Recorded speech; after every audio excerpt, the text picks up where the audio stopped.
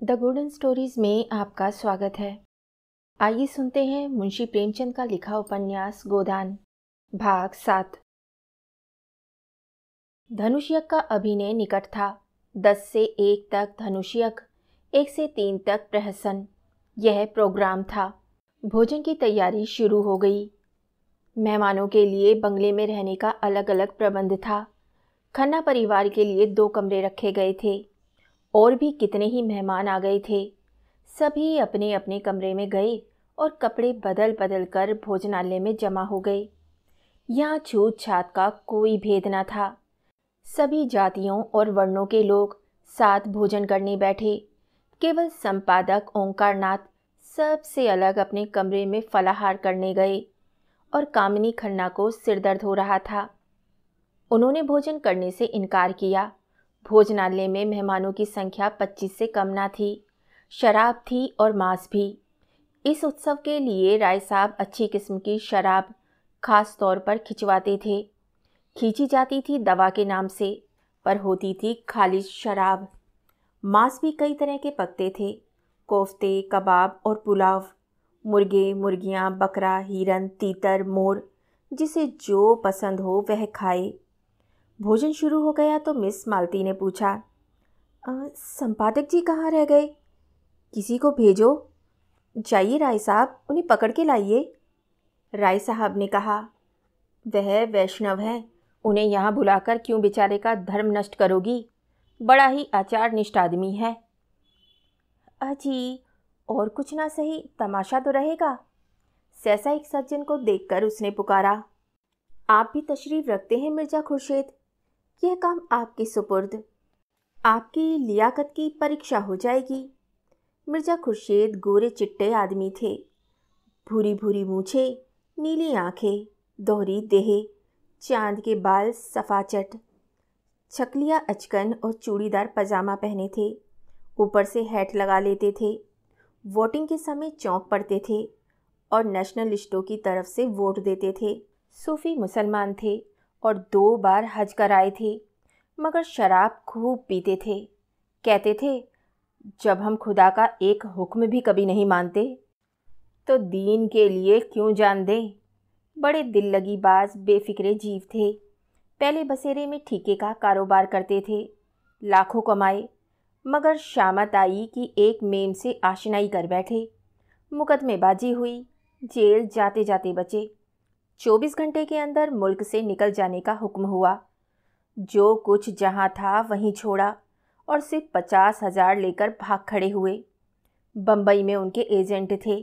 सोचा था उनसे हिसाब किताब कर लेंगे और जो कुछ निकलेगा उसी में ज़िंदगी काट देंगे, मगर एजेंटों ने जाल करके उनसे वे 50,000 भी ऐंठ लिए। निराश होकर वहाँ से लखनऊ चले। गाड़ी में एक महात्मा से साक्षात हुआ। महात्मा जी ने उन्हें सब्ज बाग दिखाकर उनकी घड़ी, अंगूठियाँ, रुपए सब उड़ा दिए। बेचारे लखनऊ पहुँचे तो देह के कपड़ों के सिवा कुछ ना था। राय साहब से पुरानी मुलाकात थी, कुछ उनकी मदद से और कुछ अन्य मित्रों की मदद से एक जूते की दुकान खोल ली। वह अब लखनऊ की सबसे चलती हुई जूते की दुकान थी। 400-500 रोज की बिक्री थी। जनता को उन पर थोड़े ही दिनों में इतना विश्वास हो गया कि एक बड़े भारी मुस्लिम तालुकेदार को नीचा दिखाकर कौंसिल में पहुंच गए। अपनी जगह पर बैठे बैठे बोले, जी नहीं, मैं किसी का दीन नहीं बिगाड़ता। ये काम आपको खुद करना चाहिए। मज़ा तो जब है कि आप उन्हें शराब पिलाकर छोड़ें। ये आपके हुस्न के जादू की आजमाइश है। चारों तरफ से आवाज़ें आईं, हाँ हाँ हाँ हाँ मिस मालती, आज अपना कमाल दिखाइए। मालती ने मिर्जा को ललकारा, कुछ इनाम दोगे? 100 रुपये की एक थैली। 100 रुपये? लाख रुपए का धर्म बिगाड़ूं 100 के लिए? अच्छा अच्छा, आप खुद अपनी फीस बताइए। 1,000 से कोड़ी कम नहीं। जी मंजूर है। जी नहीं, लाकर मेहता जी के हाथ में रख दीजिए। मिर्जा जी ने तुरंत 100 रुपये का नोट जेब से निकाला और उसे दिखाते हुए खड़े हो गए और बोले, भाइयों, ये हम सब मर्दों की इज्जत का मामला है। अगर मिस मालती की फरमाइश ना पूरी हुई तो हमारे लिए कहीं मुंह दिखाने की जगह न रहेगी। अगर मेरे पास रुपए होते तो मैं मिस मालती की एक एक अदा पर 1-1 लाख कुर्बान कर देता। एक पुराने शायर ने अपने माशूक के एक काले तिल पर समरकंद और बुखारा के सूबे कुर्बान कर दिए थे। आज आप सभी साहबों की जवां मर्दी और हुस्न परस्ती का इम्तिहान है। जिनके पास जो कुछ हो, सच्चे सुरमा की कसम, पीछे कदम न हटाइए। मर्दों, रुपए खर्च हो जाएंगे, नाम हमेशा के लिए रह जाएगा। ऐसा तमाशा लाखों में भी सस्ता है। देखिए देखिए, लखनऊ के हसीनों की रानी एक जाहिद पर अपने हुस्न का मंत्र कैसे चलाती है। भाषण समाप्त करते ही मिर्जा जी ने हर एक की जेब की तलाशी शुरू कर दी। पहले मिस्टर खन्ना की तलाशी हुई। उनकी जेब से 5 रुपए निकले। मिर्जा ने मुंह फीका करके कहा, अरे वाह खन्ना साहब, वाह, नाम बड़े दर्शन थोड़े। इतनी कंपनियों के डायरेक्टर, लाखों की आमदनी, और आपके जेब में 5 रुपए। लाहौल विला कुव्वत। कहाँ है मेहता? आप जरा जाकर मिसेस खन्ना से कम 100 रुपये वसूल कर लाएं। खन्ना खिसियाकर बोले, अजी उनके पास एक पैसा भी ना होगा। कौन जानता था कि यहाँ तलाशी लेना शुरू करेंगे। खैर, आप खामोश रहिए, हम तकदीर तो आजमा लें। अच्छा, तो मैं जाकर उनसे पूछता हूँ। जी नहीं, आप यहाँ से हिल नहीं सकते। मिस्टर मेहता, आप फिलोसोफर हैं, मनोविज्ञान के पंडित। देखिए, अपनी भद ना करवाइएगा। मेहता शराब पीकर मस्त हो जाते थे। उस मस्ती में उनका दर्शन उड़ जाता था और विनोद सजीव हो जाता था। लपक कर मिसेस खन्ना के पास गए और 5 मिनट ही में मुंह लटकाए लौट आए। मिर्जा ने पूछा, अरे क्या खाली हाथ? राय साहब हंसे। जी, काजी के घर चूहे भी सयाने। मिर्जा ने कहा, हाँ, बड़े खुश नसीब हैं खन्ना, खुदा की कसम। मेहता ने कह कहा मारा और जेब से 100 रुपए के 5 नोट निकाले। मिर्जा ने लपक कर उन्हें गले लगा लिया। चारों तरफ से आवाज़ें आने लगी, कमाल है भाई कमाल, मानता हूँ उस्ताद, क्यों ना हो फिलोसोफर ही जा ठहरे। मिर्जा ने नोटों को आंखों से लगाकर कहा, भाई मेहता, आज से मैं तुम्हारा शागिर्द हो गया। बताओ क्या जादू मारा? मेहता अकड़कर लाल लाल आंखों से ताकते हुए बोले, अजी कुछ नहीं, ऐसा कौन सा बड़ा काम था? जाकर पूछा, अंदर जाऊं? बोली, आप हैं मेहता जी, आइए।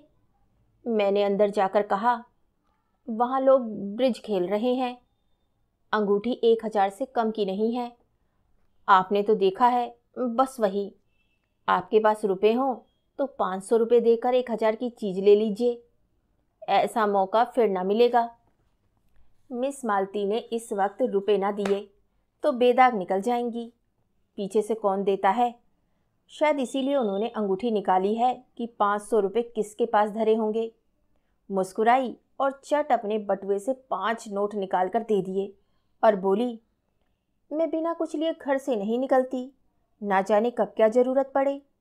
खन्ना खिसियाकर बोले, जब हमारे प्रोफेसरों का यह हाल है तो यूनिवर्सिटी का ईश्वर ही मालिक है। खुर्शीद ने घाव पर नमक छिड़का। अरे तो ऐसी कौन सी बड़ी रकम है जिसके लिए आपका दिल बैठा जाता है?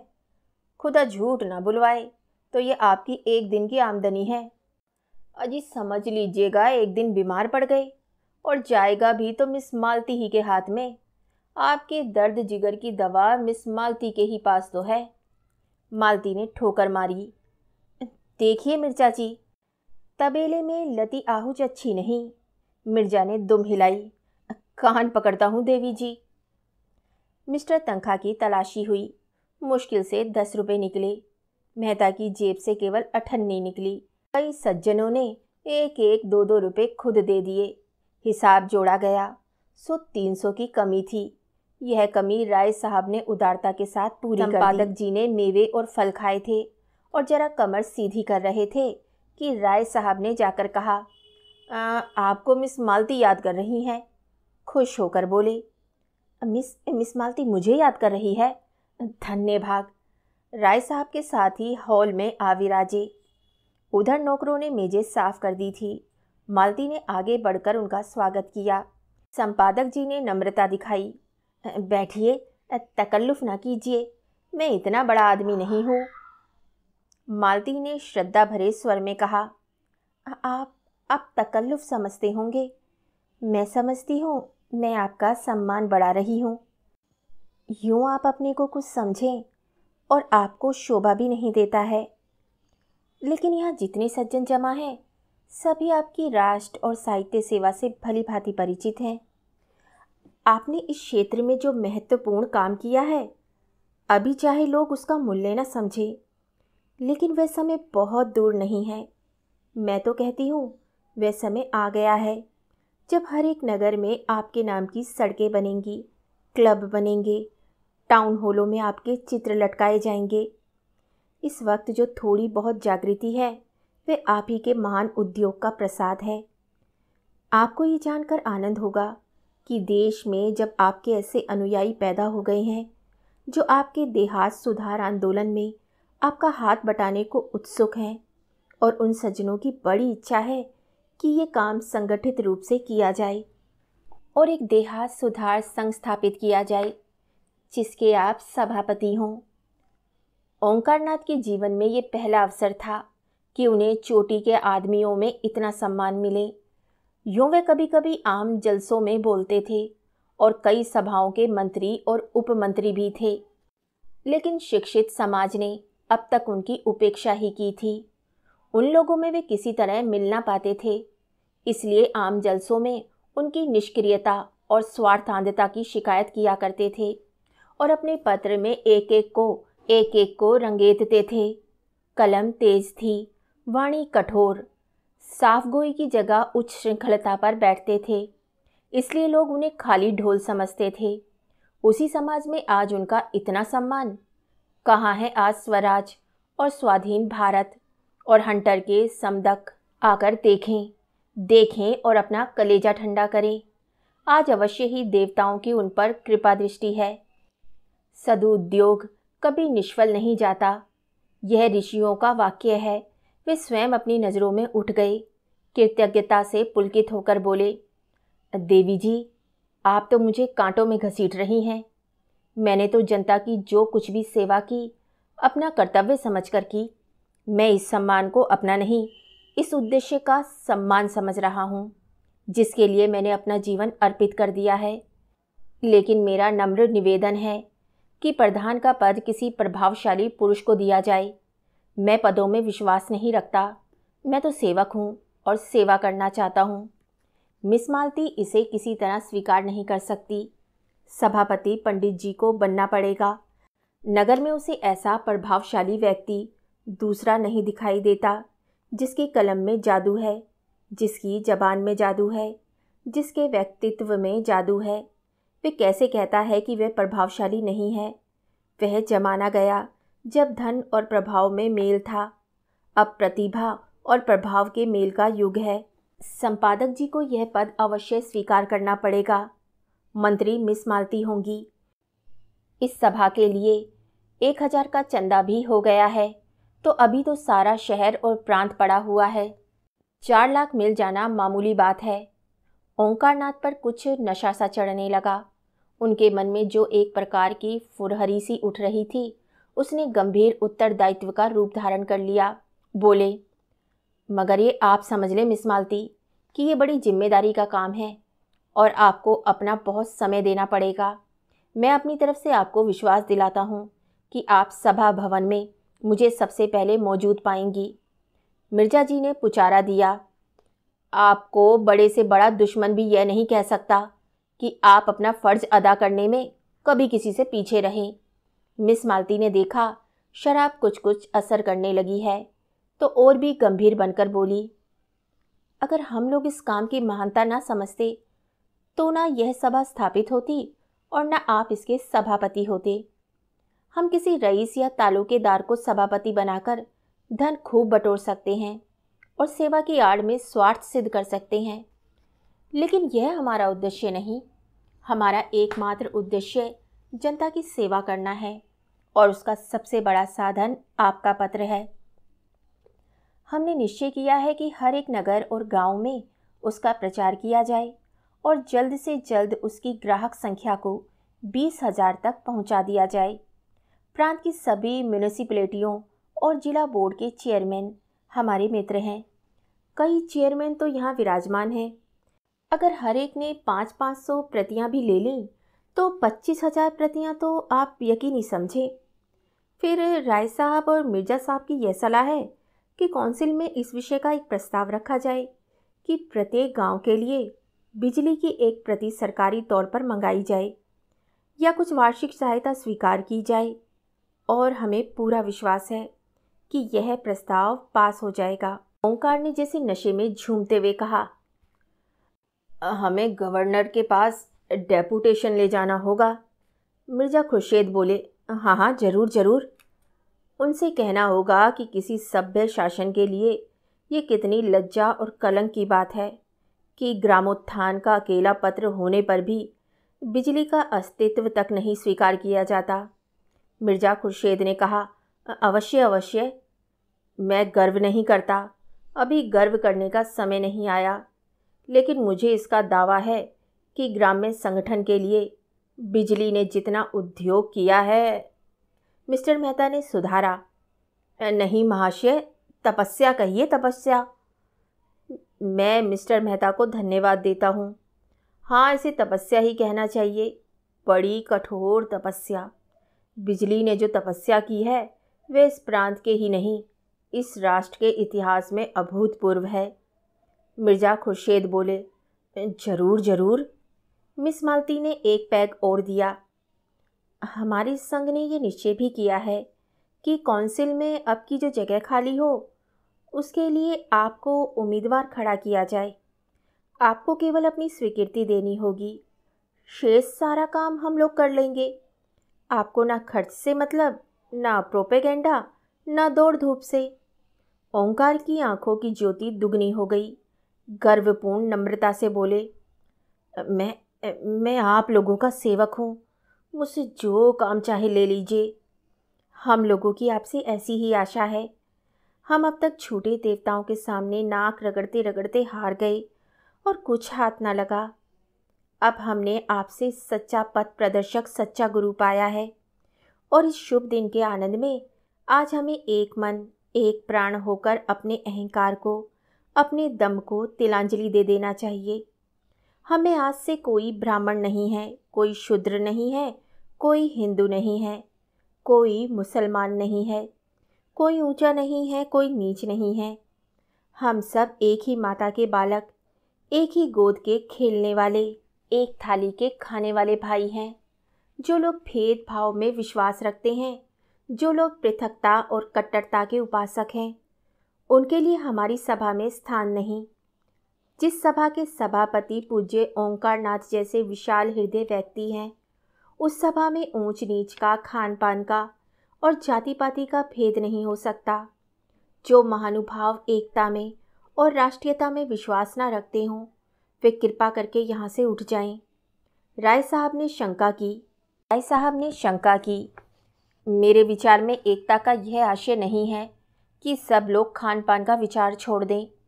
मैं शराब नहीं पीता, तो क्या मुझे इस सभा से अलग हो जाना पड़ेगा? मालती ने निर्मम स्वर में कहा, बेशक अलग हो जाना पड़ेगा। आप इस संघ में रहकर किसी तरह का भेद नहीं रख सकते।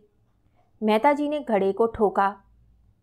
मुझे संदेह है कि हमारे सभापति स्वयं खान पान की एकता में विश्वास नहीं रखते हैं। ओंकारनाथ का चेहरा जर्द पड़ गया। इस बदमाश ने ये क्या बेवक्त की शहनाई बजा दी। दुष्ट कहीं का, कड़े मुर्दे उखाड़ने लगे। नहीं, ये सारा सौभाग्य स्वप्न की भांति शून्य में विलीन हो जाएगा। मिस मालती ने उनके मुंह की ओर जिज्ञासा की दृष्टि से देखकर दृढ़ता से कहा, आपका संदेह निराधार है मेहता महोदय। क्या आप समझते हैं राष्ट्र की एकता का ऐसा अनन्य उपासक, ऐसा उदार चेता पुरुष, ऐसा रसिक कवि इस निरर्थक और लज्जाजनक भेद को मान्य समझेगा? ऐसी शंका करना उसकी राष्ट्रीयता का अपमान करना है। ओंकार का मुखमंडल प्रदीप्त हो गया। प्रसन्नता और संतोष की आभा छलक पड़ी। मालती ने उसी स्वर में कहा, और इससे भी अधिक उनकी पुरुष भावना का। एक रमणी के हाथों से शराब का प्याला पाकर वे कौन भद्र पुरुष होगा जो इनकार कर दे।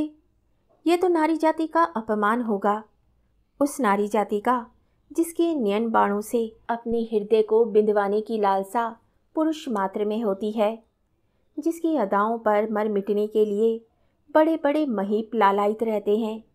लाइए बोतल और प्याले और दौड़ चलने दीजिए। इस महान अवसर पर किसी तरह की शंका, किसी तरह की आपत्ति राष्ट्रद्रोह से कम नहीं। पहले हम अपने सभापति की सेहत का जाम पिएंगे।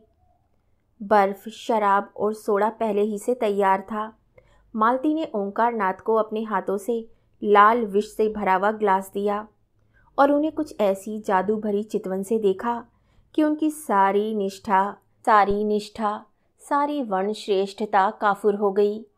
मन ने कहा, सारा आचार विचार परिस्थितियों के अधीन है। आज तुम दरिद्र हो, किसी मोटर कार को धूल उड़ाते देखते हो तो ऐसा बिगड़ते हो कि उसे पत्थरों से चूर चूर कर दो। लेकिन क्या तुम्हारे मन में कार की लालसा नहीं है? परिस्थिति ही विधि है और कुछ नहीं। अब दादों ने नहीं पी थी, ना पी हो। उन्हें ऐसा अवसर ही कब मिला था? उनकी जीविका पोथी पत्रों पर थी। शराब लाते कहाँ से और पीते भी तो जाते कहाँ? फिर वे तो रेलगाड़ी पर ना चढ़ते थे, कल का पानी ना पीते थे, अंग्रेजी पढ़ना पाप समझते थे। समय कितना बदल गया है। समय के साथ अगर नहीं चल सकते तो वे तुम्हें पीछे छोड़कर चला जाएगा। ऐसी महिला के कोमल हाथों से विष भी मिले तो शिरोधार्य करना चाहिए। जिस सौभाग्य के लिए बड़े बड़े राजे तरसते हैं, वह आज उनके सामने खड़ा है। क्या वे उसे ठुकरा सकते हैं? उन्होंने गिलास ले लिया और सिर झुकाकर अपनी कृतज्ञता दिखाते हुए एक ही सांस में पी गए और तब लोगों को गर्व भरी आंखों से देखा, मानो कह रहे हों, अब तो आपको मुझ पर विश्वास आया। क्या समझते हैं मैं निरा पोंगा पंडित हूँ? अब तो मुझे दंभी और पाखंडी कहने का साहस नहीं कर सकते। हॉल में ऐसा शोरगुल मचा कि कुछ न पूछो, जैसे पिटारे में बंद कह कह निकल पड़े हों। वाह देवी जी, वाह वाह देवी जी, क्या कहना। कमाल है मिस मालती, कमाल है। तोड़ दिया नमक का कानून, तोड़ दिया। आखिर धर्म का किला तोड़ दिया, नेम का घड़ा फोड़ दिया मालती जी। ओंकारनाथ के कंठ के नीचे शराब का पहुंचना था कि उनकी रसिकता वाचाल हो गई। मुस्कुराकर बोले, मैंने अपने धर्म की थाती मिस मालती के कोमल हाथों में सौंप दी और मुझे विश्वास है वह उसकी यथोचित रक्षा करेंगी। उनके चरण कमलों के इस प्रसाद पर मैं ऐसे 1000 धर्मों को न्यौछावर कर सकता हूँ। कह कहो से हॉल गूंज उठा। संपादक जी का चेहरा फूल उठा था, आंखें झुकी पड़ी थी। दूसरा ग्लास भरकर बोले, यह मिस मालती की सोहत का जाम है, आप लोग पिएं और उन्हें आशीर्वाद दें। लोगों ने फिर अपने अपने ग्लास खाली कर दिए।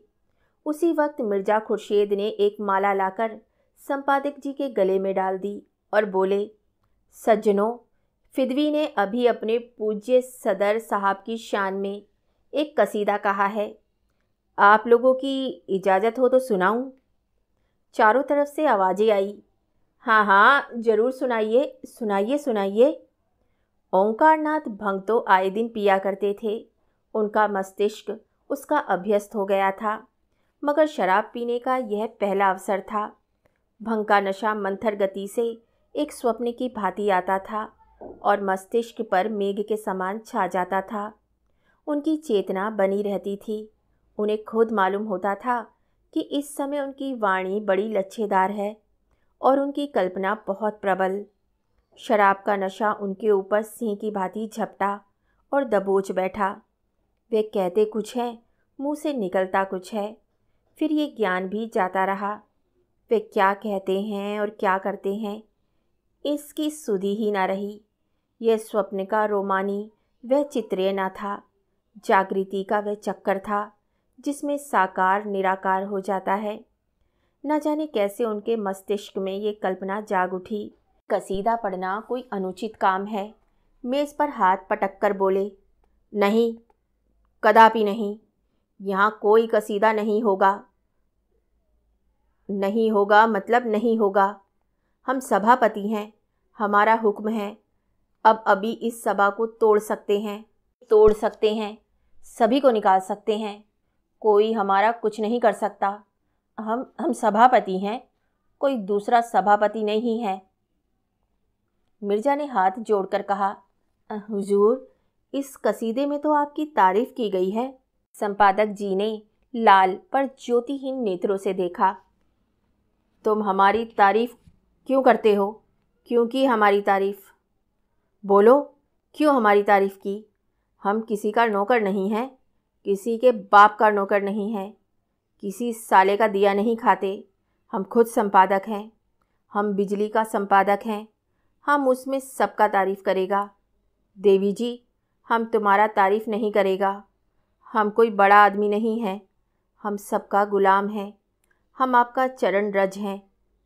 मालती देवी हमारी लक्ष्मी, हमारी सरस्वती, हमारी राधा।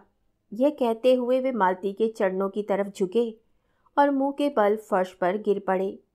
मिर्जा खुर्शीद ने दौड़कर उन्हें संभाला और कुर्सियां हटाकर वहीं ज़मीन पर लिटा दिया। फिर उनके कानों के पास मुंह ले जाकर बोले, राम राम, सत्य है, कहिए तो आपका जनाजा निकालें। राय साहब ने कहा, कल देखना कितना बिगड़ता है। एक एक को अपने पत्र में रगेद देगा और ऐसा रगेद देगा कि आप भी याद करेंगे। एक ही दुष्ट है, किसी पर दया नहीं करता, लिखने में तो अपना जोड़ नहीं रखता। ऐसा गधा आदमी कैसे इतना अच्छा लिखता है, यह रहस्य है। कई आदमियों ने संपादक जी को उठाया और ले जाकर उनके कमरे में लिटा दिया। उधर पंडाल में धनुष यज्ञ हो रहा था। कई बार इन लोगों को बुलाने के लिए आदमी आ चुके थे। कई हुक्काम भी पंडाल में आ पहुँचे थे। लोग उधर जाने को तैयार हो रहे थे कि सहसा एक अफगान आकर खड़ा हो गया। गोरा रंग, बड़ी बड़ी मूछें, ऊंचा कद, चौड़ा सीना, आंखों में निर्भयता का उन्माद भरा हुआ, ढीला नीचा कुर्ता, पैरों में शलवार, जरी के काम की सदरी, सिर पर पगड़ी और कुल्हा, कंधे में चमड़े का बैग लटकाए, कंधे पर बंदूक रखे और कमर में तलवार बांधे न जाने किधर से आ खड़ा हो गया और गरज कर बोला, खबरदार, कोई यहाँ से मत जाओ। हमारा 7 का आदमी का डाका पड़ा है। यहाँ का जो सरदार है वह हमारा आदमी को लूट लिया है। उसका माल तुमको देना होगा, एक एक कोड़ी देना होगा। कहाँ है सरदार, उसको बुलाओ। राय साहब ने सामने आकर क्रोध भरे स्वर में कहा, कैसी लूट, कैसा डाका? यह तुम लोगों का काम है, यहाँ कोई किसी को नहीं लूटता। साफ साफ कहो क्या मामला है। अफगान ने आंखें निकाली और बंदूक का कुंदा जमीन पर पटक कर बोला, हमसे पूछता है कैसा लूट, कैसा डाका? तुम लूटता है, तुम्हारा आदमी लूटता है। हम यहाँ की कोठी का मालिक है, हमारी कोठी में 50 जवान हैं। हमारा आदमी रुपए तहसील कर लाता था, 1000, वह सब तुम लूट लिया और कहता है कैसा डाका। हम बतलाएगा कैसा डाका होता है।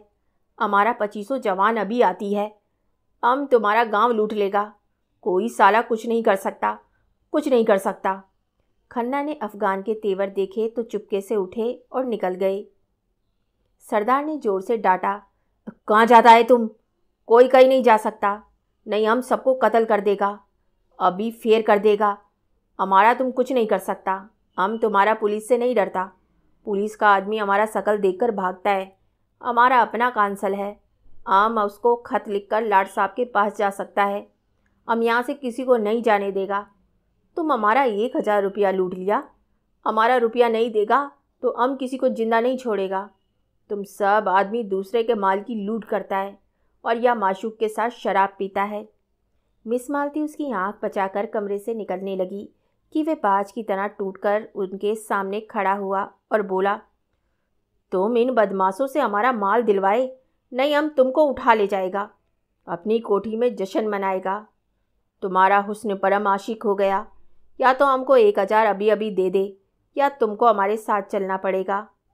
तुमको हम नहीं छोड़ेगा, हम तुम्हारा आशिक हो गया है। हमारा दिल और जिगर फटा जाता है। हमारा इस जगह 25 जवान है। इस जिला में हमारा 500 जवान काम करता है। हम अपने कबीले का खान हैं। हमारे कबीले में 10,000 सिपाही है। हम काबुल के अमीर से लड़ सकता है। अंग्रेज़ सरकार हमको 20,000 सालाना खिराज देता है। अगर तुम हमारा रुपया नहीं देगा तो हम गांव लूट लेगा और तुम्हारा माशूक को उठा ले जाएगा। खून करने में हमको लुत्फ़ आता है। हम खून का दरिया बहा देगा। मजलिस पर आतंक छा गया। फिर मालती अपना चहकना भूल गई। खन्ना की पिंडलियां कांप रही थीं। बेचारे चोट चपेट के भय से एक मंजिले बंगले में रहते थे। जीने पर चढ़ना उनके लिए सूली पर चढ़ने से कम न था। गर्मी में भी डर के मारे कमरे में सोते थे। राय साहब को ठकुराई का अभिमान था। वे अपने ही गांव में एक पठान से डर जाना हाथ से पद समझते थे, लेकिन उसकी बंदूक को क्या करते। उन्होंने जरा भी चींची चपड़ किया और इसने बंदूक चलाई। फूस तो होते ही हैं ये सब, और निशाना भी इन सबों का कितना अचूक होता है। अगर उसके हाथ में बंदूक ना होती तो राय साहब उससे सींग मिलाने को भी तैयार हो जाते।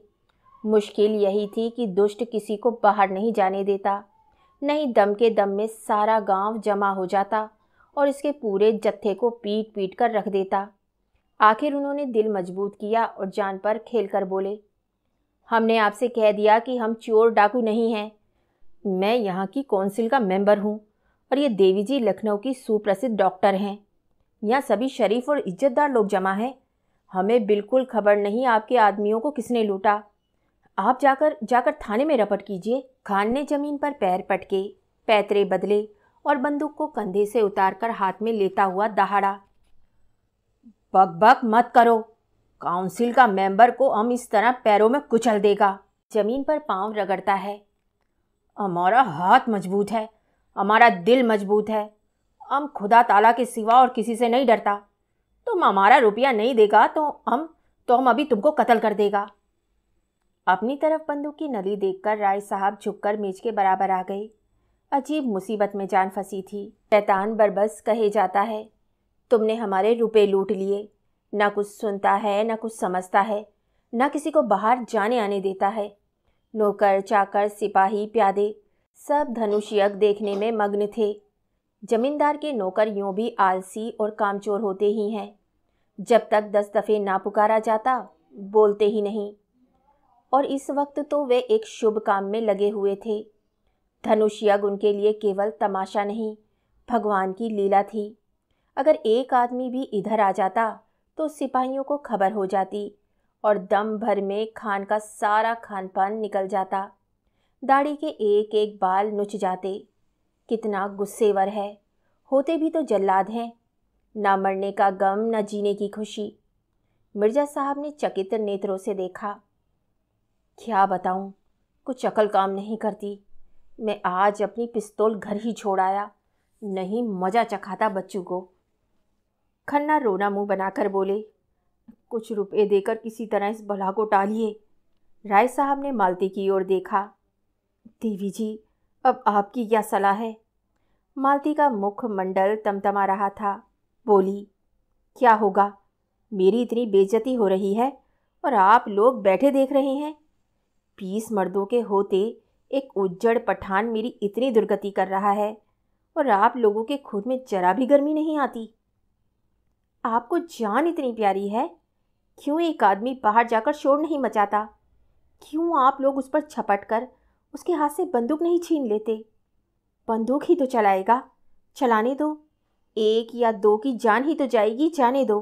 कर देवी जी मर जाने को जितना आसान समझती थी और लोग ना समझते थे। कोई आदमी बाहर निकलने की फिर हिम्मत करे और पठान गुस्से में आकर 10-5 फेर कर दे तो यहाँ सफाया हो जाएगा। बहुत होगा, पुलिस उसे फांसी की सज़ा दे देगी। वह भी क्या ठीक, एक बड़े कबीले का सरदार है।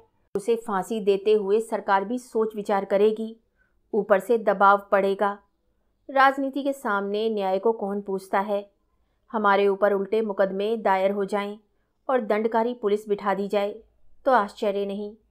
कितने मज़े से हंसी मजाक हो रहा था। अब तक ड्रामा का आनंद उठाते होते। इस शैतान ने आकर एक नई विपत्ति खड़ी कर दी और ऐसा जान पड़ता है बिना दो एक खून किए मानेगा भी नहीं। खन्ना ने मालती को फटकारा। देवी जी, आप तो हमें ऐसे लताड़ रही हैं मानो अपनी प्राण रक्षा करना कोई पाप है। प्राण का मोह प्राणी मात्र में होता है, और हम लोगों में भी हो तो कोई लज्जा की बात नहीं। आप हमारी जान इतनी सस्ती समझती हैं, ये देखकर मुझे खेद होता है। 1000 ही का तो मामला है, आपके पास मुफ्त के 1000 हैं, उसे देकर क्यों नहीं विदा कर देती? आप खुद अपनी बेइज्जती करा रही हैं, इसमें हमारा क्या दोष? राय साहब ने गर्म होकर कहा। अगर इसने देवी जी को हाथ लगाया तो चाहे मेरी लाश यहीं तड़पने लगे, मैं उससे भिड़ जाऊंगा। आखिर वह भी आदमी ही तो है। मिर्जा साहब ने संदेह से सिर हिलाकर कहा। राय साहब, आप अभी इन सबों के मिजाज से वाकिफ़ नहीं हैं। यह फेर करना शुरू करेगा तो फिर किसी को जिंदा न छोड़ेगा। इनका निशाना बेकता होता है। मिस्टर तनखा बेचारे आने वाले चुनाव की समस्या सुलझाने आए थे। 10-5 हजार का वारा न्यारा करके घर जाने का स्वप्न देख रहे थे। यहाँ जीवन ही संकट में पड़ गया। बोले, सबसे सरल उपाय वही है जो अभी खन्ना जी ने बतलाया। 1000 ही की तो बात है और रुपए मौजूद हैं, तो आप लोग क्यों इतना सोच विचार कर रहे हैं? मिस मालती ने तनखा को तिरस्कार भरी आंखों से देखा। आप लोग इतने कायर हैं, ये मैं न समझती थी। मैं भी ये न समझता था कि आपको रुपए इतने प्यारे हैं, और वह भी मुफ्त के। जब आप लोग मेरा अपमान देख सकते हैं तो अपने घर की स्त्रियों का अपमान भी देख सकते होंगे। तो आप भी पैसे के लिए अपने घर के पुरुषों का होम करने में संकोच न करेंगी। खान इतनी देर तक छल्लाया हुआ सा इन लोगों की गिटपिट सुन रहा था। एकाएक गरज कर बोला, आम अब नहीं मानेगा। आम इतनी देर यहाँ खड़ा है, तुम लोग कोई जवाब नहीं देता। हम तुमको 1 लम्हा और देता है। अगर तुम रुपया नहीं देता तो हम सीटी बजाएगा और हमारा 25 जवान यहाँ आ जाएगा, बस। फिर आंखों में प्रेम की ज्वाला भरकर उसने मिस मालती को देखा। तुम हमारे साथ चलेगा दिलदार, आम तुम्हारे ऊपर फिदा हो जाएगा, अपना जान तुम्हारे कदमों पर रख देगा। इतना आदमी तुम्हारा आशिक है, मगर कोई सच्चा आशिक नहीं। सच्चा इश्क क्या है हम दिखा देगा। तुम्हारा इशारा पाते ही हम अपने सीने में खंजर चुभा सकता है। मिर्जा ने घिघियाकर कहा, देवी जी, खुद के लिए इस मुझी को रुपए दे दीजिए। खन्ना ने हाथ जोड़कर याचना की। हमारे ऊपर दया करो मिस मालती। राय साहब तनक कर बोले, हरगिज़ नहीं। आज जो कुछ होना है हो जाने दीजिए। या तो हम खुद मर जाएंगे या इन जालिमों को हमेशा के लिए सबक दे देंगे। तनखा ने राय साहब को डांट बताई। शेर की मान में घुसना कोई बहादुरी नहीं है राय साहब, मैं इसे मूर्खता समझता हूँ। मगर मिस मालती के मनोभाव कुछ और ही थे। खान के लालसा प्रदीप्त नेत्रों ने उन्हें आश्वस्त कर दिया था, और अब इस कांड में उन्हें मन चलेपन का आनंद आ रहा था। उनका हृदय कुछ देर इन नर पुंगवों के बीच में रहकर उसके बर्बर प्रेम का आनंद उठाने के लिए ललचा रहा था। शिष्ट प्रेम की दुर्बलता और निर्जीवता का उन्हें अनुभव हो चुका था। आज अक्खड़ अनघड़ पठानों के उन्मत्त प्रेम के लिए उनका मन दौड़ रहा था, जैसे संगीत का आनंद उठाने के बाद कोई मस्त हाथियों की लड़ाई देखने के लिए दौड़े। उन्होंने खां साहब के सामने जाकर निशंक भाव से कहा, तुम्हें रुपए नहीं मिलेंगे। खान ने हाथ बढ़ाकर कहा, जो हम तुमको लूट ले जाएगा। तुम इतने आदमियों के बीच से हमें नहीं ले जा सकता। हम तुमको 1000 आदमियों के बीच से ले जा सकता है। तुमको जान से हाथ धोना पड़ेगा। आम अपने माशूक के लिए अपने जिस्म का एक एक बाटी निचवा सकता है। उसने मालती का हाथ पकड़कर खींचा। उसी वक्त होरी ने कमरे में कदम रखा। वे राजा जनक का माली बना हुआ था और उसके अभिनय ने देहातियों को हंसाते हंसाते लौटा दिया था। उसने सोचा, मालिक अभी तक क्यों नहीं आए? वह भी तो आकर देखे कि देहाती इस काम में कितने कुशल होते हैं। उनके यार दोस्त भी देखें कैसे मालिक को बुलाए। वह अवसर खोज रहा था और जो ही मोहलत मिली दौड़ा हुआ यहाँ आया, मगर यहाँ का दृश्य देखकर भौचक्का सा खड़ा रह गया। सब लोग चुप्पी साधे थरथर कांपते कातर नेत्रों से खान को देख रहे थे, और खान मालती को अपनी तरफ खींच रहा था। उसकी सहज बुद्धि ने परिस्थिति का अनुमान कर लिया। उसी वक्त राय साहब ने पुकारा, होरी होरी, दौड़कर जा और जाकर सिपाहियों को बुला ला, दौड़। होरी पीछे मुड़ा था कि खान ने उसके सामने बंदूक तान कर डांटा, कहाँ जाता है सुअर, हम गोली मार देगा। होरी गवार था, लाल पगड़ी देखकर उसके प्राण निकल जाते थे, लेकिन मस्त सांड पर लाठी लेकर पिल पड़ता था। वे कायर ना था, मारना और मरना दोनों ही जानता था, मगर पुलिस के हथकंडों के सामने उसकी एक ना चलती थी। बंधे बंधे कौन फिरे, रिश्वत के रुपए कहाँ से लाए, बाल बच्चों को किस पर छोड़े। मगर जब मालिक ललकारते हैं तो फिर किसका डर, तब तो वे मौत के मुंह में भी कूद सकता है। उसने झपट कर खान की कमर पकड़ी और ऐसा अड़ंगा मारा कि खान चारों खाने चित जमीन पर आ रहे और लगे पश्तों में गालियां देने। होरी उनकी छाती पर चढ़ बैठा और जोर से दाढ़ी पकड़कर खींची। दाढ़ी उसके हाथ में आ गई। खान ने तुरंत अपनी कुल्हा उतार फेंकी और जोर मारकर खड़ा हो गया। अरे अरे, ये तो मिस्टर मेहता है, वही। लोगों ने चारों तरफ से मेहता को घेर लिया। कोई उनके गले लगता, कोई उनकी पीठ पर थपकियां देता था, और मिस्टर मेहता के चेहरे पर हंसी न थी न गर्व। चुपचाप खड़े थे, मानो कुछ हुआ ही नहीं। मालती ने नकली रोष से कहा, आपने ये पैरूपियापन कहाँ से सीखा? मेरा दिल अभी तक धड़धड़ कर रहा है। मेहता ने मुस्कुराते हुए कहा, जरा इन भले आदमियों की जवांमर्दी की परीक्षा ले रहा था। जो गुस्ताखी हुई हो उसे क्षमा कीजिएगा। कहानी सुनने के लिए धन्यवाद। आगे की कहानी सुनिए अगले भाग में।